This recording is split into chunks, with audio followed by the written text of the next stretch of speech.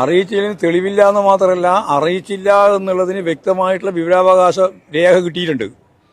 അങ്ങനെ ഏതെങ്കിലും ഒരു തരത്തിലുള്ള അതൃപ്തി അറിയിച്ചിട്ടില്ല എന്നാണ് ആ രേഖ പറയുന്നത്.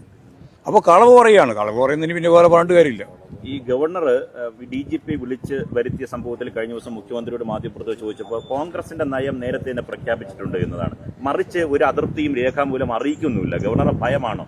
കോൺഗ്രസിന്റെ ഇന്നത്തെ ഒരു നിലപാട് പരിശോധിച്ച് നോക്കിയാൽ BJP നടത്തിക്കൊണ്ടിരിക്കുന്ന കാവ്യവൽക്കരണ പ്രക്രിയക്ക് പൂർണ്ണമായിട്ട് പിന്തുണയാണ്.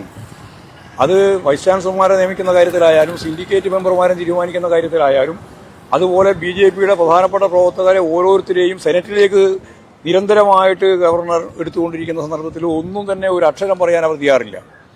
അതുകൊണ്ട് തന്നെയാണ് യഥാർത്ഥത്തിൽ ഗവൺമെന്റിനെ മറികടന്നുകൊണ്ട് ഉയർന്ന ഉദ്യോഗസ്ഥന്മാരെ ഗവർണർ വിളിച്ചു ചേർക്കുക എന്നുള്ളത് സാധാരണ സംഭവിക്കുന്നതല്ല.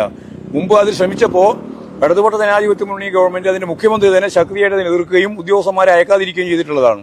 ഇതിൽ യാതൊരു കൂസലുമില്ലാതെ ഇവരെല്ലാം ഇതിന് വഴങ്ങിയിരിക്കുകയാണ്. എന്ന് പറഞ്ഞാൽ യഥാർത്ഥത്തിൽ ഒരു RSSന്റെ ഭരണം പോലെ ഇവിടെ VD സതീശൻ ഭരണം നടത്തിക്കൊണ്ടിരിക്കുന്നു എന്നുള്ളതാണ് ചിത്രം. ഈ കേരള VC